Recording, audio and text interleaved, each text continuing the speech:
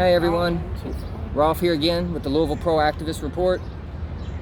I know it's been a minute since I've done some interviews, but this is the second in a set of interviews I'm doing with people in the Breonna Taylor police accountability movement. So look for that. It's going to be activists, organizers, independent media, all in the scene. I just want to give you all a lot of perspectives from a lot of different people on this, which leads me into my guest today. I have a very special guest with me. Her name is Shameka Parrish-Wright, and she's a super activist around here. She's one of the main organizers of the Breonna Taylor protests, and does a lot of work in the community, probably too much for me to even list here. I know she's with the Bail Project, Kentucky Alliance. I know she's run for office locally as well, and you know, we could do a whole video on all that. So welcome to the show, Shameka. Thank you for having me, and thanks for being so patient. It's like herding cats trying to track down organizers, and so thank you, and that's why I knew it was important to do this. I appreciate you. Well, I know how it goes, and it's not my first rodeo, so okay. So we're good. So yeah, before we get into Breonna Taylor and the police accountability and everything that goes with that, let's just kind of talk about your background, how you've kind of gotten involved in the community, and kind of what inspires you. So going back, you've obviously chosen a life where you're working for the community, both professionally and then in your free time. Right. So what made you kind of inspired to do that? Because like I say with people come on here, you could be doing anything right now, and it'd probably be easier and more comfortable. It would be, and I might get more sleep. Yeah, definitely. But yet here you are every day, as much as anybody. I see you out here. So what keeps you going? What got you started, really? So I like to think of my life as a circle. So everything I do, whether it be professional or personal, is connected. And I have a thing where I never want to be in a community where I'm not making change.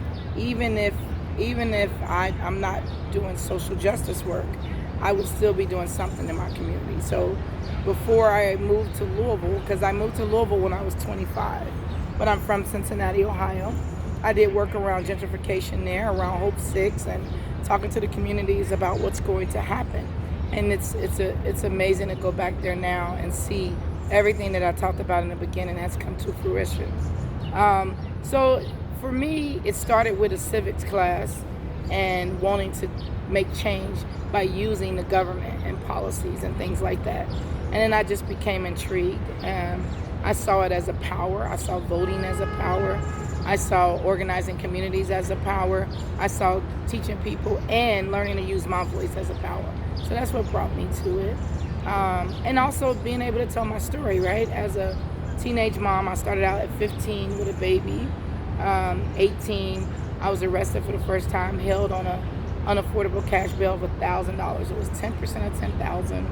But I was fighting myself out of a domestic relationship. So my fiance and I got into a bad fight, and then I picked up a weapon to protect myself. Well, when I did that, my whole life changed forever. He was the son of a sheriff, and I was just a teenage mom on my way to college, living in the projects, the housing projects in Cincinnati. And then my life changed. He comes from middle class, I come from poor, and that's how I was treated in the judicial system. I was forced to take a plea after 38 days of being in jail and being away from my daughter. I was willing to say whatever I needed to say to get out of there. That's exactly what I did. Had 2 years probation. I still went to college, did everything I need to do. But when I think back, I think about the work I'm doing now with the Bail Project. I could have been out, I could have been fighting my case, a college student, a mother, all at the same time. But pretrial incarceration robbed me of that. And that's what's happening to a lot of people. So fast forward, when this Bail Project came about, and they opened up shop here in Louisville, Kentucky in May of 2018. And I was encouraged to apply. I didn't at first. And then a dear friend, Shelton McElroy, said, you need to apply. So I applied, and then the rest is, we're still building it, right? Can't even say history. 2.5 years later, we've gotten nearly 2,300 people out pre-trial. We've seen less than 2% of those people actually go on to prison. We've received over half of the money we've invested, over half of $7 million invested, come back and used in a revolving bail fund that is used to get more and more people out. So one bail we paid as it recycles, can help to get up to 3 more people out. So that work is remarkable. I didn't even, like, it really, I couldn't say it landed at my feet because I had to do work for it, but it was something that in 1995, May 20th of 1995, sitting in that jail cell, that I couldn't have thought I would be doing this kind of work. So anyway, I feel like it's my duty to give back. It's my rent to the world. It's my rent to the earth to give back, and everywhere I can, use every resource I got to help the people, not just of my community, but any community that I can. So that's what keeps me going. Nice. So you already talked about the Bail Project, and most of my viewers probably know about Kentucky Alliance, but some may not. So talk about what it is they do and what your role is with them and how you came to work with them. Yeah, I come full circle with the Kentucky Alliance Against Racist and Political Repression. It started out as a national alliance on the Free Angela Davis and other political prisoners movement. So its whole premise was about Angela Davis and so many other political prisoners in the civil rights area who needed alliances, who needed allies to work with them to make sure that they were treated fairly in the judicial and process and the justice system. Right now, there's only 2 alliances. There's the Kentucky Alliance Against Racist and Political Repression, and there's the Chicago Alliance Against Racist and Political Repression. Only 2 remain. I started out as an intern in the early 2000s. I came in, actually they were on the bottom of a list of my college counselor gave me a list of organizations to do my internship in, and at the bottom of the list was the Kentucky Alliance Against Racism. And I was like, that is such an interesting title, and I was intrigued by that. So then I met Alice Wade and Alan Barnett and Braden, Rhonda Matthews. It's just been an amazing journey. Bonnie Hines Hudson, Maddie Jones, and all these amazing folks that had dedicated their life to ending racism and racist practices. So I was sold. When I got in, I was like, they said, it's a practicum, so don't do no more than 15 to 20 hours. I was doing 40 to 60 hours just because I cared about the work, and I saw so many, what I call seasoned, I don't like using the word old. I saw so many seasoned activists, and I got to meet some people like Carla Wallace and Sonia DeVries and Tom Moffitt, and I was like, this is where I want to be. After that, and it was crazy because when I moved to Louisville, I wanted to start my own nonprofit, working on personal development, doing training, and continuing my work around gentrification that I did in Cincinnati. But I came here and got swept up into the local civil rights movement, and I've loved it. And I get to say that Ann Braden was one of my mentors, that Tom Moffitt was one of my mentors. A lot of people don't get to do that, and that's a special thing to me. Even though I spent the least time with her the last couple of years of her life, it was so enriching every day that I went. And so anyway, the Alliance, Carl Braden, which is Ann's husband, died in 1975. The Alliance, Ann was a part of SNCC and a bunch of local and Southern movements. And so it kept going. People like from Ruby Dee to Julian Bond to C.T. Vivian to John Lewis, all these people have been a part of the work. And the work is a national effort to end racism and racist practices. And that's in our prisons, that's in our schools, that's in our LGBTQ issues, that's in housing. So it wraps all of that, because we know that racism is baked into every one of those systems. And so I've come full circle. After I was an intern and pushed, and the board wanted me to be an organizer, so they voted me and I became a community organizer for the Alliance. And then after that, I worked for Kentuckians for the Commonwealth, and then I ended up doing some contract work, moved to Miami, came back, rejoined and got involved as a board member, and now I'm a co-chair of the Kentucky Alliance Against Racist and Political Repression. It's myself, Tyra Walker, and Dre Dawson, and we said, look, it's time. This is the Alliance's work.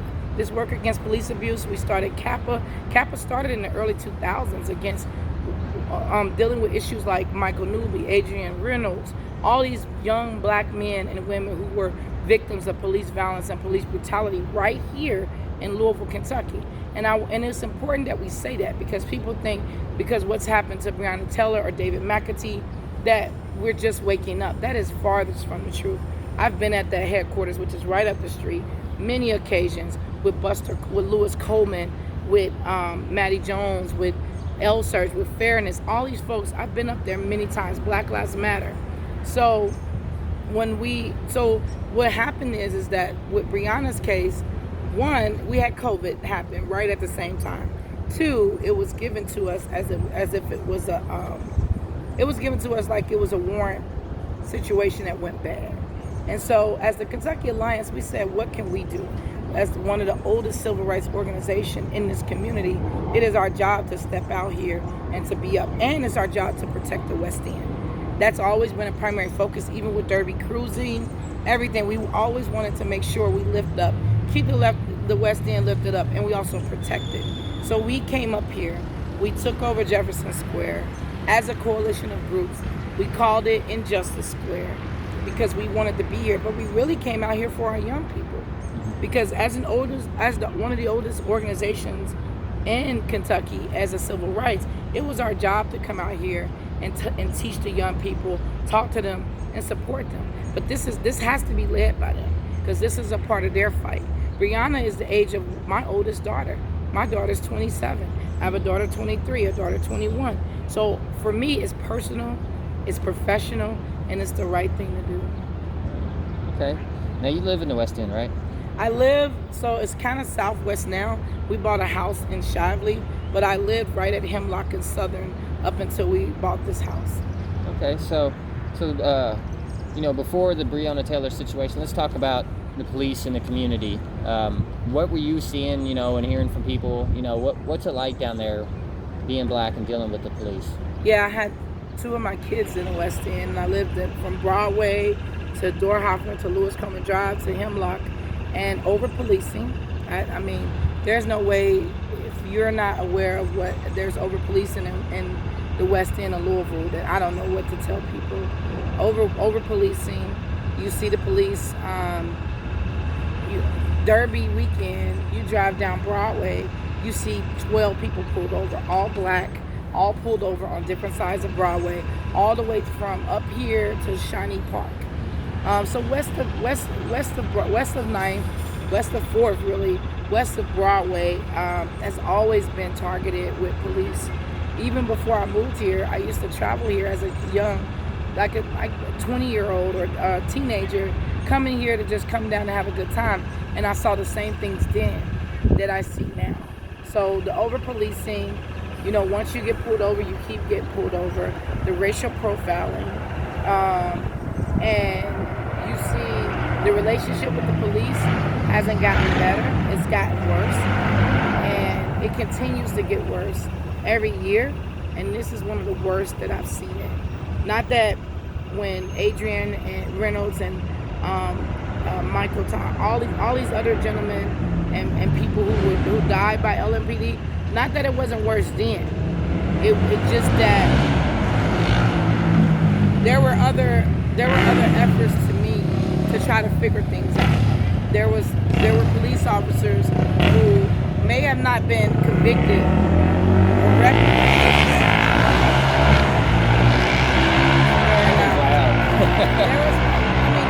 There seemed to be more communications and community efforts to make things better with the police. There seemed to be, but all of that has went down the tank this year. Yeah. So some of the same things, the over-policing, the racial profiling, not enough good policing, walking the beat, building relationships. They do these forums, but not enough effort to me to really get the community engaged and involved. And the fact that we still lack a civilian review board that was actually approved. CAPA, under the Kentucky Alliance, helped bring that up, helped that get passed by the old Board of Aldermen, and they the new Metro Council let that sunset. We had that approved by the people and by the council. So when you don't have that kind of accountability, people feel hopeless. People feel like they can't trust the police. And so that's what we're still dealing with today. Yeah, I think it's created a situation where the people don't feel the police are working with the community or for the community, but kind of against the community. And, it seems to be falling on deaf ears, Yes. So tell me about when you heard about what happened to Breonna Taylor. What was your initial reaction? I was coming back from LA. March 13th is actually my daughter's, her father's birthday. So we lost him to gun violence in 2014. So she traveled with me to LA, and that's when we started getting news about COVID and the cities are starting to shut down on March 13th. And so we changed her flight and we headed back here because I had to redo our whole operations here, because now with the COVID and with everything shut down and schools and everything, we needed to make sure that we could still bail people out. And and as an organization, we followed the CDC's guidelines and we suspended operations for 2 weeks, but we still had to make a plan to get back online. So I was wrapped up in the work when I came back. When I came back on Facebook, I saw there's a guy that I'm friends with named Richard Whitlock on Facebook, and I saw a post about there was some type of shooting, a police got shot, and there was a warrant situation, and it went bad. So immediately, I was like, whoa, they went to serve a warrant, because I'm used to them serving warrants. They even serve warrants through this COVID pandemic. So police served a warrant, somebody shot back. That was how it was presented to us. And that's how I received it. It wasn't until Judge Ulu Stevens, because of my work, we see people who are incarcerated because we see the jail logs. But when I saw that Judge Ulu Stevens was letting someone out who was accused of shooting a police officer, and he was getting out on harm incarceration, meaning an ankle bracelet without a cash bond, I said, whoa. And then I started reading information on the internet that said, oh, this person was connected to this warrant situation where an EMT died. Then it was like, oh, wait, there's more to this story. And then that's when everything started. People started getting more information. Then the FOP released a statement. And I was like, oh, so that judge would not have let him out if he didn't have enough to see, hey, this was not right. And this person does not deserve to be in here. But there were people who were furious about that. Like, you don't hear of people having an altercation with the police, a police officer gets injured, and they get out without a cash bond, without a ridiculous bond, or even on HIP, home incarceration. So I knew it had to be something big. And then that's when I got interested. Well, then by the time we started talking about it, I started hearing other groups talking about what can be done. Then George Floyd happens, This is in May. So all these other instances started happening. And I think that everybody was just like, what the hell is going on? It was back to back. Well, we had another year like that. That was 2015, where you had Sandra Bland. My friend Sam DuBose was killed by the Cincinnati police. And actually that tomorrow would be that the day that he was killed in 2015. So I had just talked to him weeks before, so that devastated me. And he was also featured in the documentary The 13. And so when I saw that, I was like, wait, 2015 was rough too. We had back-to-back instances. We had, I don't know, it was a few other folks who were dying in the hands of police. Then you had Philando Castile. You had all these back-to-back deaths. So I think that people, and then when Mike Brown died in 2014, the same group of women that I'm a part of, that are a part of the Alliance, that helped co-organize Injustice Square, we were the same women who went to Ferguson when Mike Brown was killed. I was a woman that, even when I lived in Miami and Trayvon Martin was killed, I went to those demonstrations as well. So this is nothing new to show up and to be there in this way. What happened is, you haven't seen Louisville do it this way in a long, long, long time, and it not be sustained so long. So I think that this situation with Breonna is breathtaking. It's also something none of us were prepared for, just like COVID. Yeah. So let's talk about the start of the movement at Injustice. I know that first week I did a live stream on the third day, I believe it was a Wednesday, if I remember correctly, where we marched for 4 hours to the Highlands, all the way up and down Broadway. And I remember thinking, I'm in the middle of Broadway, I can't see the front of this, and I can't see the back of this. I've never been I've been in a lot of protests here, and I've never seen anything like that here. And it touched me, and it was a beautiful moment. and it was unexpected. So what do you think was different in the case with Breonna Taylor that actually got the people out in the streets like this? Because, and I hate it, I tell people this every time I make this statement, is that I hate that it took her angel life to make a difference. They couldn't taint her. They couldn't. She was at home. She was doing the right thing. She was an essential worker. She was an EMT. She saved lives. She was in her bed. It don't matter if the first bullet hit her when she got out the bed or in the bed. She was at home. She was resting. This was in the middle of the night. And it was bogus. And I think that was enough to just make people feel like I'm not safe. It makes me worry about my daughters. It makes me worry about my sons, my cousins, my uncles, my nieces. Nobody can be safe if at the safest moment that you're supposed to have is when you get ready to get in your bed and go to bed. You're supposed to feel as safe as possible in your own home. She wasn't safe. And God, what if Kenneth Walker had died too? Then we know that this would have been swept under the rug. It wouldn't have been treated the same, right? It would have been like warrant served, shootout happened, 2 people dead, 1 officer injured. That's it. And where everybody would have been like, well, that's jacked up. They would have said who they were, but it wouldn't. But he's a licensed gun owner. He was protecting his woman. He was protecting his home. I mean, that's what we buy into the American dream to be able to do. That's why we work. That's why we give back.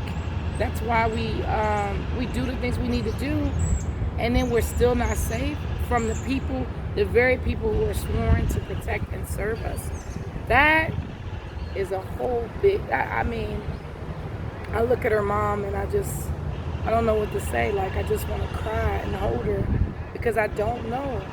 I don't know how I would react if that was my daughter. I don't know what I would do, but I definitely damn sure would want justice. I damn sure would want people standing up for my daughter. And her mom, it's just so many people. Working class family, take care of their business. They're not, it's just, you shouldn't even need those descriptors. The fact that she was in her home where she should have been safe and sound. And even and for drugs, even for suspected drug activity, that's not a death warrant. That doesn't mean you die because you are suspected of drugs. Right. That don't mean that nobody should die, even if there are drugs in there. Nobody should die, but there wasn't drugs in there. And the way that they shoot, and you shoot with no regard to all the other lives that are in that building or in that setting, it was the disrespect. It was the disregard. It was the fact that then you put all these charges on this man for standing his ground in a stand your ground state. We're like captain of stand your ground state, and you put all these charges on him for doing what he's supposed to do as a man in a household. I think that's why people were infuriated. That's what I was pissed off about. I didn't, I still don't get it. Even if it was drugs in there, that didn't warrant that. Yeah. And it wasn't. And the fact that you have these bogus warrants that were just signed off by this judge who clearly didn't read through that, who clearly didn't give them any discovery to take the time. And I tell people that I don't think Judge Shaw woke up and said, I'm going to sign Breonna's life away today. But that's exactly what she did because of this trusting relationship. That's why as part of the demands we also added that those warrants need to be randomly assigned. That way, if you and I were to get arrested right now, our judges would be randomly assigned to protect us. Yeah. You're supposed to be protected by our judicial system. Our judicial system is not supposed to sign away death warrants on you. And I hear from people who say, well, Judge Shaw is pretty decent, but Judge Shaw didn't give Breonna due diligence. She didn't read through those warrants. She didn't give Kenneth that either. Yeah. She didn't read through them, and she signed them. And I hope that she's thinking about that every day. And I hope that every judge that knows her, every judge that's connected to her, tells her, don't ever do something like that again. I worked to help get a judge elected. I worked on Annie O'Connell's campaign.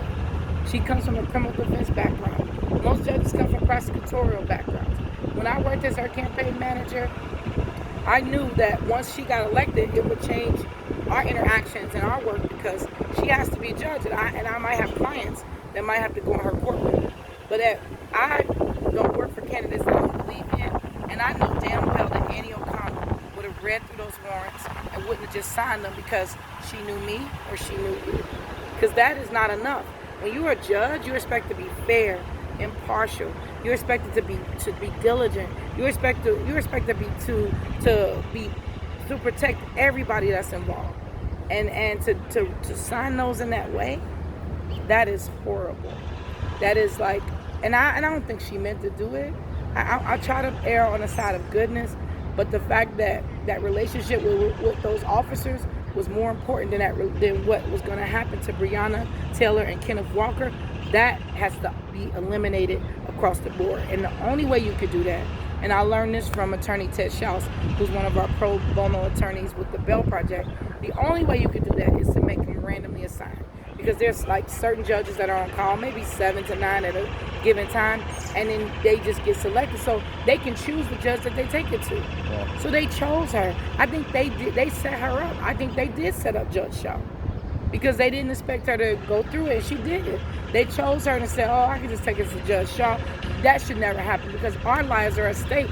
When that kind of stuff happens, your life, my life, is at stake.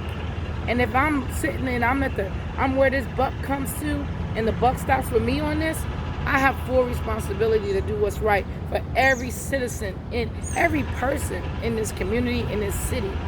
And that was tragic. That's something that has to be dealt with. So what I've been following, because I know we talked about demands, is the demands of the family. Of course, everybody in this park, most of the people in this city believe that those officers need to be dealt with. They need to be fired, arrested, prosecuted, and hopefully they get convicted. We all know that last one is a far reach, right? Yeah. Because they'll hide behind the judge signed these warrants. That's what they're going to hide behind. But that's why it's going to take us to keep pushing this, and everybody that was connected, everybody that is involved in whatever role that they played, they need to be held accountable. I know that the officers did that part of it, but there's other steps that took place before they did it. All of that has to be held to the light. I've got 2 cents on a couple of things there. Okay. One for, and I don't think I have any viewers like this, but in case somebody sees this, if you're okay with what the police did in this situation, or some of the other situations like George Floyd and so on, you have to understand we have a justice system for a reason. Our justice system isn't comprised 100% of police. There are judges, there are courts, there are attorneys, and there's a reason for this. So even if somebody is breaking the law, then they have their right to due process. They have the right to be in front of a judge and to get representation. So, there was no defense for any of that. Another thing is we also saw this with Philando Castile. Where's the NRA always wants to stand up for people with guns, but whenever it's a black person with a gun, all I hear is crickets. Where are you at? And I'm not a supporter of the NRA whatsoever. But you could probably gain a few supporters by actually stepping up and standing up for people like Kenneth Walker, like Philando Castile, but you don't. And then the last thing I want to point out was, with the Breonna Taylor situation, brand new news yesterday, or at least it was to me. I saw in the USA Today, they ran an article saying that after being shot, Breonna was still alive and didn't get treatment. And that's absolutely inexcusable. It also makes me think of that situation in Buffalo with the older gentleman who they pushed down, busted his head open, and their response is he's leaking, and they walk away.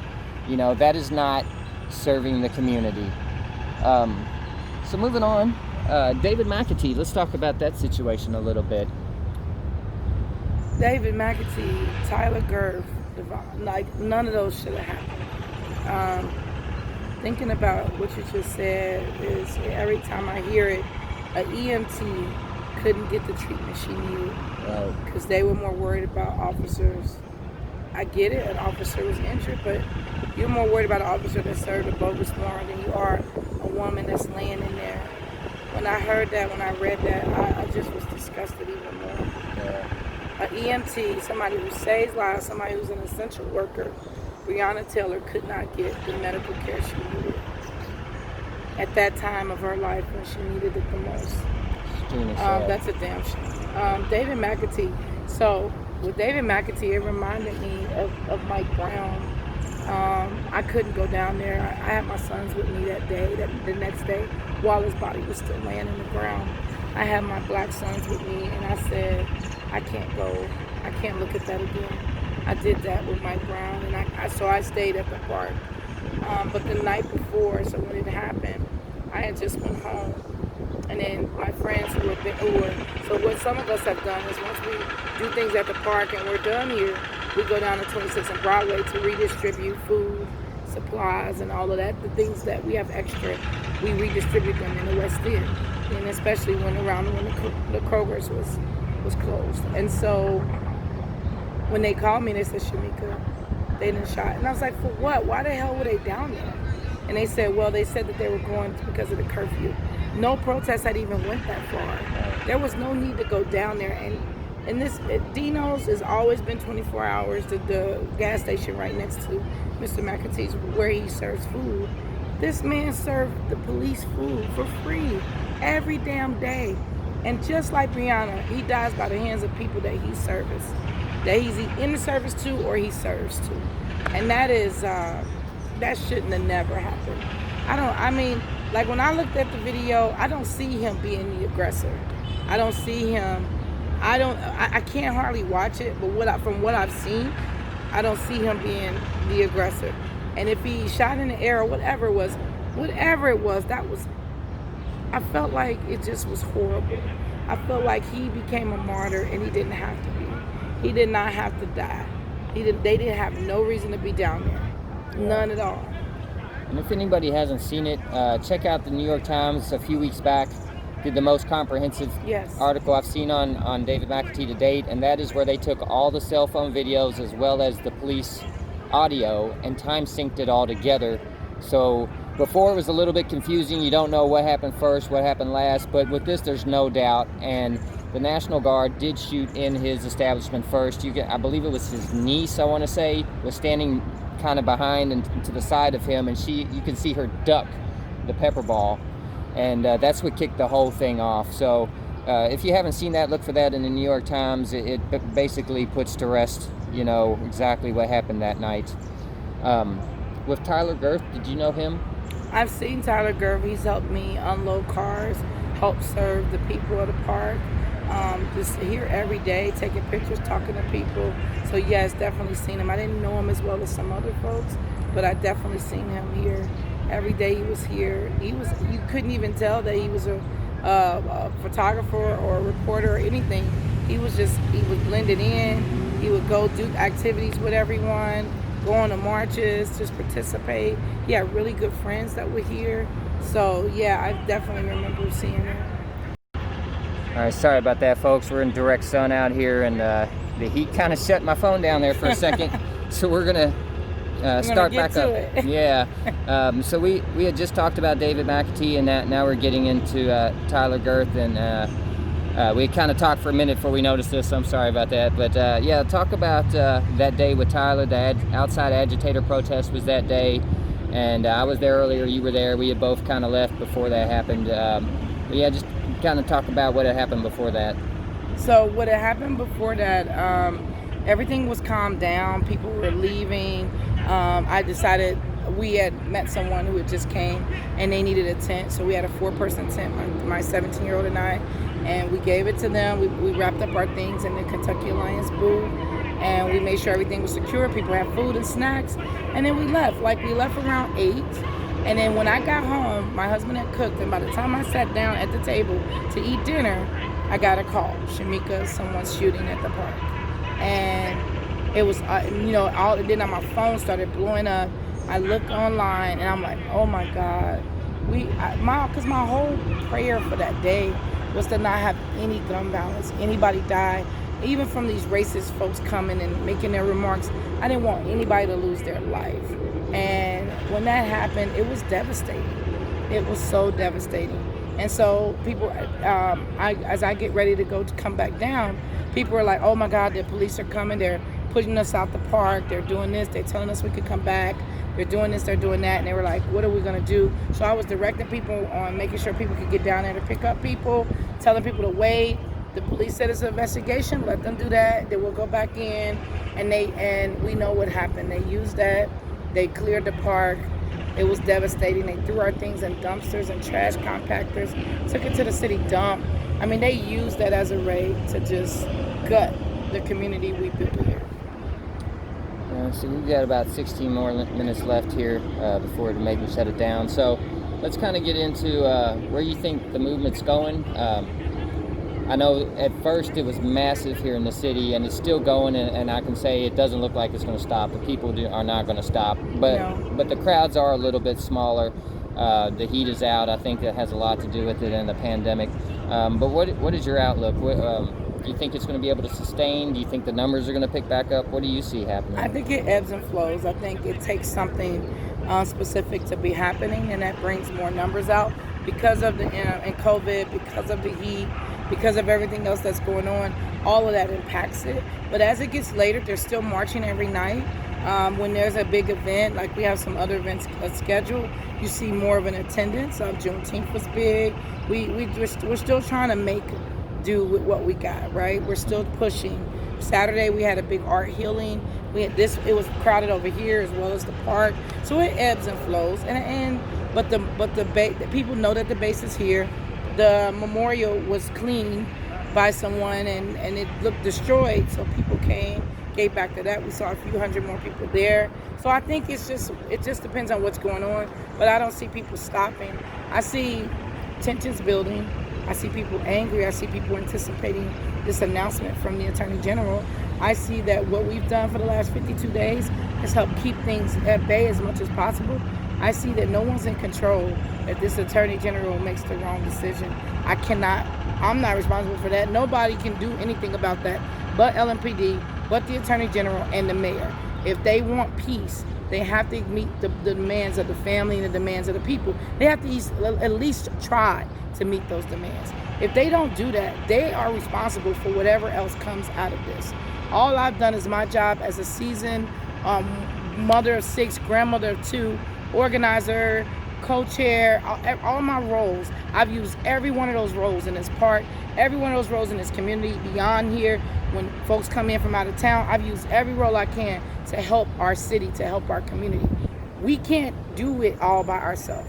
We need our Attorney General, Daniel Cameron. We need our Mayor Fisher. We need a city council to do something. If they don't do something, I'm afraid that it's going to get worse, because now you're not left with just the people who want to come in and just give things and say kumbaya and hold hands and march. You're left with the people who are just like, I'm tired and I'm not taking this anymore, and I'm going to do whatever I can with my body or without to let them hear me. And so I think it's our city government's responsibility and state government to make sure that they're listening to the people. And they're not right now. They're just not. They're listening to the police. We outnumber the police, but they're listening to the police. I get it. I have family that's police officers in Cincinnati. It's not that people said I hate every police officer. We hate that if you bleed blue, that means that the community can die too. Nobody's okay with that. Just because you are loyal to this job, that is a job and a career, doesn't mean that people like Breonna Taylor and Kenneth Walker get to be your victims without no accountability on your part. That they have to answer to that.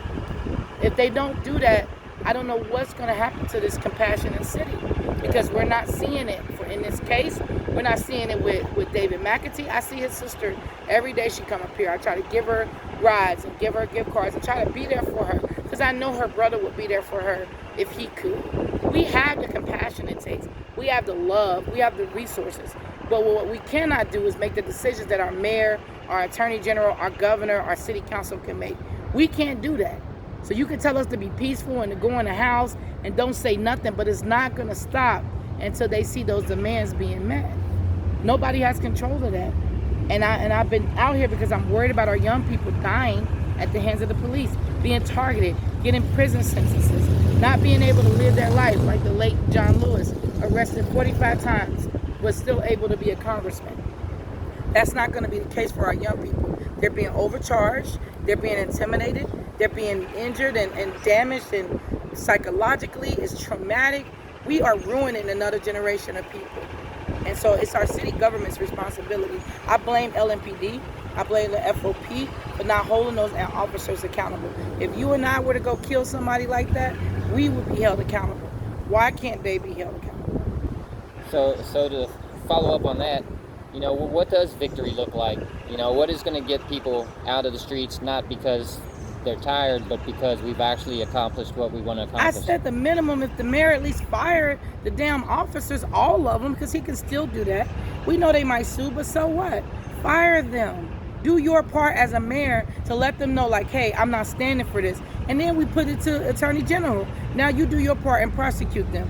If people can see that that's happening, this will all go away. But nobody can guarantee that until they see the government, the mayor, the Attorney General taking the action steps that they need to take. Everybody knows the writing's on the wall. And the police, any good police person or a police person should know that that makes sense.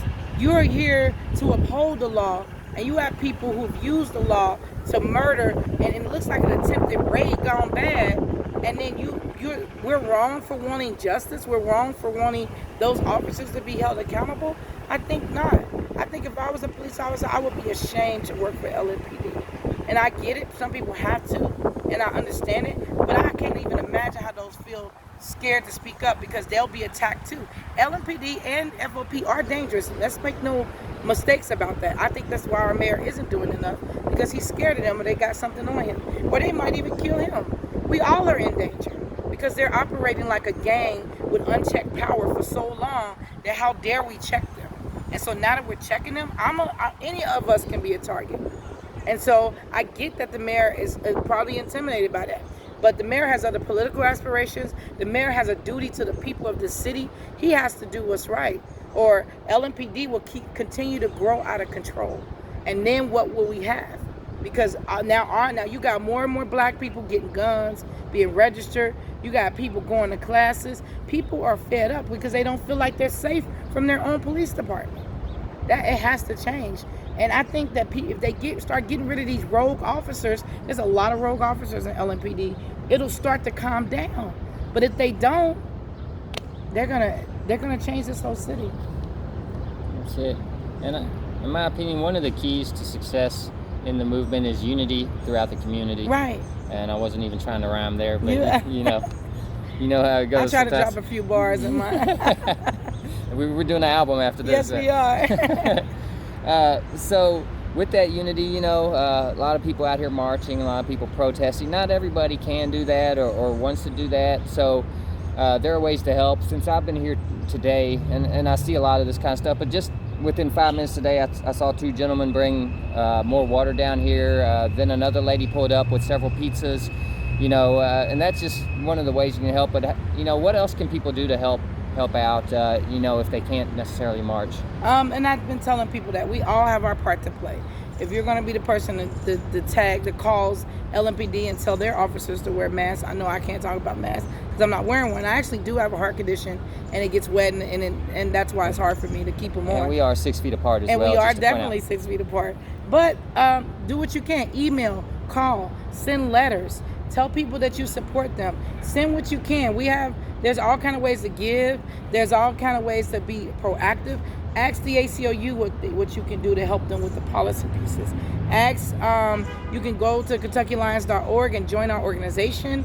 You can join the many organizations down here, L-Surge, Swords of Justice, People of Faith. There's so many amazing groups down here doing great work. You can do that. You can be a part of that. You could be the person that just gets on Daniel Cameron's nerve and call him every damn day and leave him a message and tell him to fire, arrest, and prosecute. I mean, it's everybody can play their part. We have a list of demands that we post on Injustice Square, on our Injustice Square page, as well as our KentuckyAlliance.org page. And if you go to LouisvilleCapa.com, that's LouisvilleCapa.com, you'll see the history. Citizens Against, we're changing it from citizens to coalition to be more inclusive of those who not considered as citizens. When they set it up over 20 years ago, it was Citizens Against Police Abuse, but we're changing it to the Coalition Against Police Abuse. So if you go to LouisvilleCapa.com, you'll see ways to get involved, what the demands are. Help us add to the list of demands. If you know some particulars about the law and statutes, we need your help. We need people helping on all ends, and we're trying to start a legal defense fund for folks. So Kentuckiana Injustice Legal Defense Fund, because what happens is these cases are being pushed out. We have nearly 400 protesters that have been arrested since this thing started. Not just the 87 from last week when Until Freedom, there's even more people. Most of them have received ROR, or OR, means they return without a cash bail. As long as they return to court, they're fine. But some of them, we've had to pay cash bail. But we wanted, as the Bail Project, want to make sure that everybody that's been arrested is covered. So join the efforts of the Bail Project. You can go to bailproject.org and get more involved there too. We just got a couple minutes left here, so is there any final thoughts on this that you want to add, and any other social media that you want to plug that you haven't already? Well, so you can follow every day. I post what the needs are for the park. Season for You, SEASONED, the number 4, the letter U, on my Instagram. On Facebook, I'm just Shameka Parrish-Wright. And you can find there. I post every day on all my social media. Twitter, Season for You is on Twitter. The Kentucky Alliance has a group page that I post what we need for the day is, flyers, pictures from the day before. So just stay involved with this amazing man and all the local live streamers and media folks. Local media, independent media has been our biggest friend, because they help tell the big story, the whole story. Not just, oh, when there's a fight, they tell the whole story. So keep supporting pro-activists and everyone that's out here. Thank you for that plug. I appreciate that. Yeah, they're all great too. You know, obviously watch my streams, but when you're done watching my streams, watch their streams as well. Right. And there's so many. Share. Tell people keep sharing. Sharing is how you help support, especially for nonprofit, independent media like myself. You know, sharing is the world. It helps boost the algorithms. It helps spread the message. You know, liking, following, subscribing, clicking the bell, all those things, they help boost the algorithms and get that message out, especially with the censorship that goes on against local independent media. I know I'm getting it real bad. And make a comment too. Say you support it. Yeah. Or just say, hey, what are you up to today? When you comment, that keeps it up there too. So he's exactly right. Yeah, comments help that algorithm as well.